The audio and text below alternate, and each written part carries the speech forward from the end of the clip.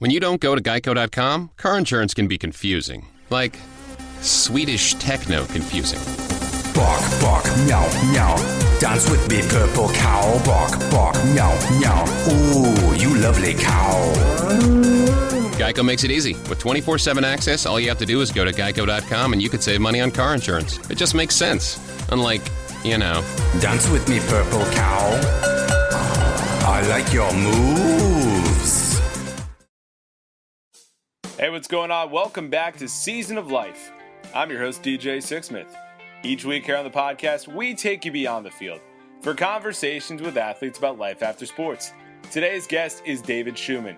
David was once working in business, rising his way to the top of the ladder. And then he decided to go back to football. Since then, he's worked with Joe Hayden, Tyrod Taylor, and Marcus Mariota. Let's take a listen to his story. Hey, what's going on, everybody? DJ Sixsmith here with you. Welcome back to Season of Life. Today we're joined by David Schuman. He, of course, is a former UConn linebacker. He's doing some incredible things with football in the high school football realm. David, it's great to have you on. How you doing today? I'm doing great. Thanks for having me on. Appreciate it. You got it. So let's start off by talking about your football career. Take me back to UConn, your time playing for Skip Holtz at UConn. What do you remember most about your career? Well, I remember it was a lot of hard work. We started out before Skip Holtz came in. There was another coach there, Tom Jackson. And for me, I started out as a running back. I was starting to fullback there as a redshirt freshman. And then Skip Holtz came in and changed my position around. I had an injury to sat out a year and then played my last 2 years as a linebacker starting the last year and a half. So it was up and down career from a football standpoint, but I really learned a lot from Coach Holtz, especially about what it means to become a team and to get after the things that you want to get after and have a dream and have a passion for it and kind of live each day with excellence. So you got your master's degree when you were at UConn, and you were always interested in business and technology. When did you first start to think about life after sports and getting involved in something business-wise? My father did not allow me to not think about life after sports. So he always instilled in me, even when I was in high school getting recruited, that you have to have, I know you'd like to go on and play in the NFL, but you have to have plans for what you want to do for the long term in life. And so, that really started me thinking even back in high school as to what I wanted to do. And then it really accelerated when I had 1 year left of eligibility from a football standpoint, and I was graduating in 4 years. And in that fifth year, I was able to go and get my MBA. So basically, I got into the MBA program, and that first year was paid for, through football. So that really helped to accelerate that path right away. I went straight through and got my MBA. A lot of people don't do that, but for me it was great. I mean, I was one of the youngest people in the MBA program, and I got to learn from other people's experiences, which really kind of started that really business bug for me. Yeah, it's really huge, and taking a look back, it certainly has benefited you. But David, when you first walked away from football and your career was over, what was the toughest part about that transition into regular life?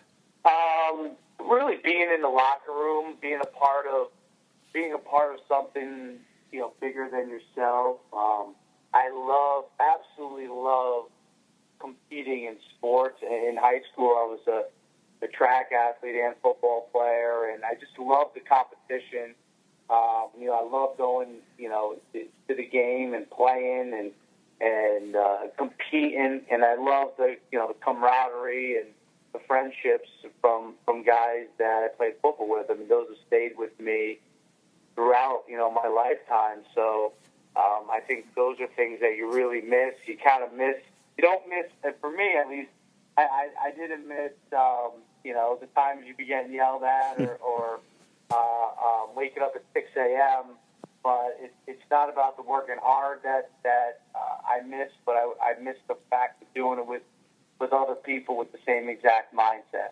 That seems to be the common theme for people that come on the podcast, just the teammates, the camaraderie, and that's really a huge gaping hole. But for you, David, you had a lot going on in terms of working in the business world. And working with technology. And, the 1990s were pretty interesting, just given the rise of the internet and everything going down with the internet boom. So when did you realize that the internet was going to be something big, and how did you take advantage of that?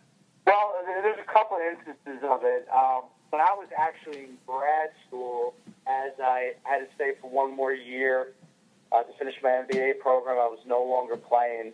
I actually had started a website, believe it or not, back in 1998 that allowed people to purchase term papers and those kind of things directly through the web. And it was kind of, I would say, it's kind of like a little bit of a shady business. But, just a little bit, yeah. It was a way for me to make extra money at the time, and I enjoyed learning about the technology in there. So we completely leveraged. I built my own website. I taught myself HTML at the time, a little bit of JavaScript, and I did it over winter break when everybody went home. I stayed on campus and just read and read and read, and by the time everybody came back, I built that site, and all of a sudden we were getting clients from all over the country. So I knew it was going to be something at that point. I just didn't know completely how to leverage it, and then it was, I really learned how to begin to leverage it again when I started my first job. I worked as a strategic analyst for this large tech company, but it was my second job at a company called Channel Communications, which they did strictly web development, all kinds of different web technologies back in early 2000, 2001. And we really did large-scale projects for companies like Karen Fitzgerald, Merrill Lynch, Chase Manhattan Bank. At the time it was called Chase Manhattan Bank, and then a bunch of .coms as well that would come in almost literally every day with some sort of funding that they had to get something built. So a lot of them that are no longer around. But I really got a great indoctrination into it. There wasn't a lot of experienced people back then, whether it was young or old. So I was, at a very young age, I was senior vice president of I think it was like a $10 million company at the age of 26 years old. So I got a lot of experience really, really quick and learned how to leverage it. But it wasn't until I started my own company that I really got to kind of do it on a much larger scale. That's really an incredible story, and all beginning with putting term papers online. And you just mentioned the fact that you were a senior vice president. And David, September 11th, 2001 really changed a lot of things in this country, and a lot of people lost people that they knew and family members. And from what I've read about you, September 11th really had a significant impact on your career and your life. So when you look back to that event and kind of how you made your pivot in your career, how did September 11th change things for you? Yeah, I kind of, from that first start, I always had that entrepreneurial bug and was trying to figure out, I love sports and what I could do to kind of med that into my world again. And when September 11th happened, it really kind of got me to accelerate that process.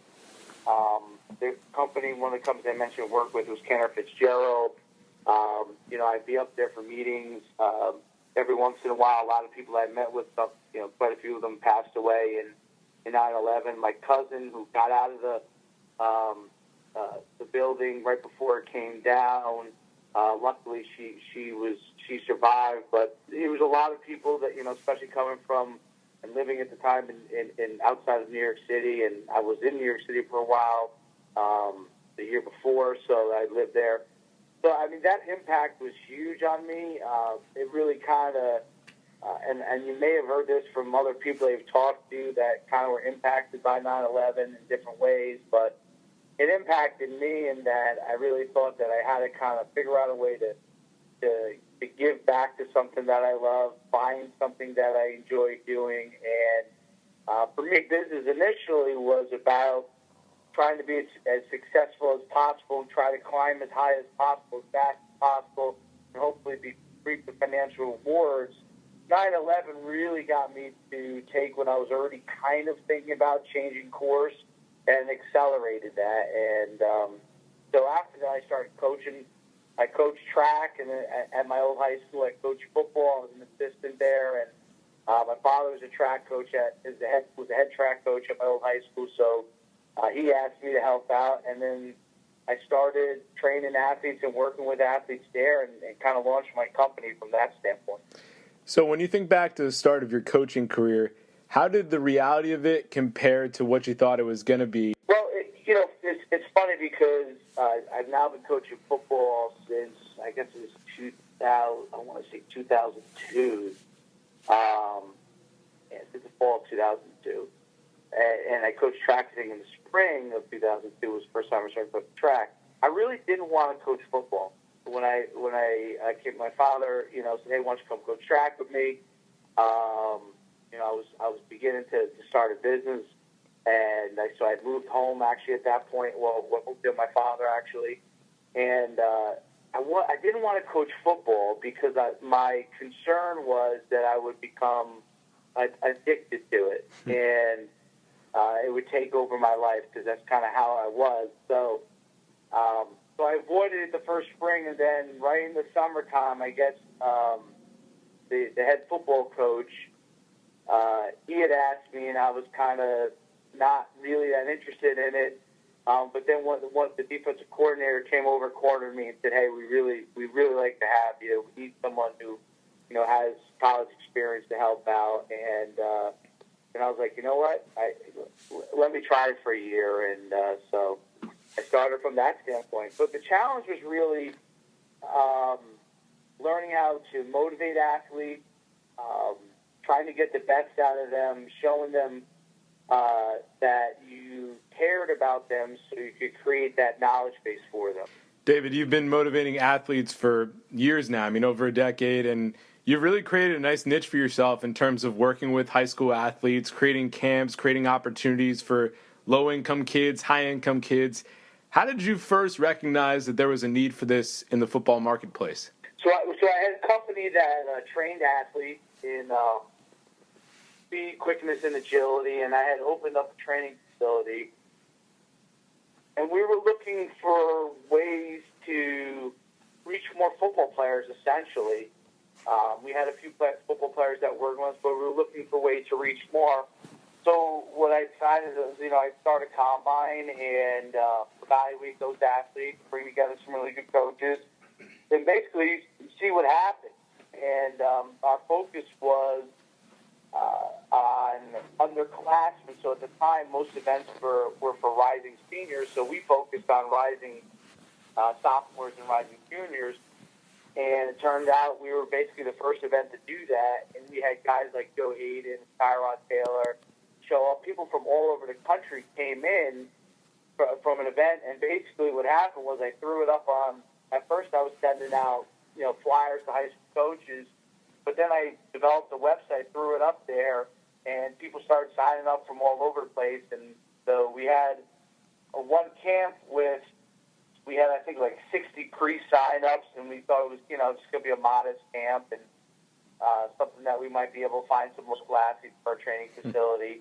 And then we showed up there. There was a line around the door of kids wanting to sign up that day. So we had like 85 or 90, I think something like that, sign-up where people walked up. Yeah, so many different guys have benefited from your camps. And you mentioned Tyrod Taylor before and Joe Hayden. Who are the first couple of guys that are in the NFL now that you like to rattle off their names and that you're most proud of knowing that they got their start with you? I mean, those two, because it was the first camp, really was the first camp, they've been around for the longest journey. I know Joe Hayden's father. He's a trainer down in Maryland. I've known him for all these years, like to this day. Every once in a while we'll talk. Same thing with Tyrod Taylor's father. I think those are the things that are really special. That if I pick the phone and call Mr. Taylor, we could have a conversation. And I think that's really cool.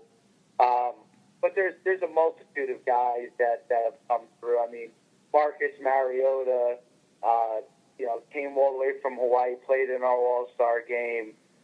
Is nothing short of a gentleman. He's a gentleman all the time, and The fact that he's gone on to the NFL and been successful, it's really cool to see. Landon Collins, who I still will have conversations with from time to time to this day, with the Giants, and having seen him go through every one of our camps, becoming a star at Alabama, and then obviously now in the NFL, emerging as a star. I mean, those things are really rewarding.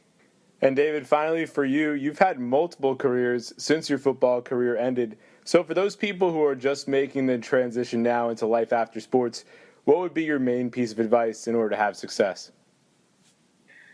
Yeah, find something that you want to be about, something that you're passionate about, something that you think you can be successful at, and just get after it. You kind of control your own destiny, and if you want to get after something and go do it, go all in and put all your chips into the middle and be all in on it and try to be the best you can be at it. And not be afraid of the fact that you might choose the wrong path.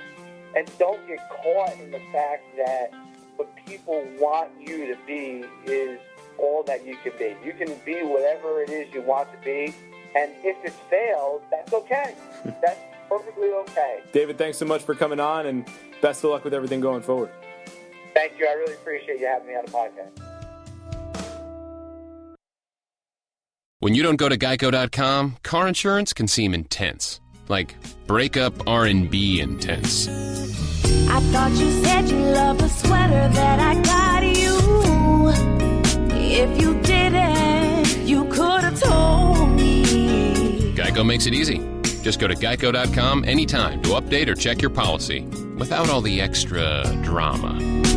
I even had a gift receipt.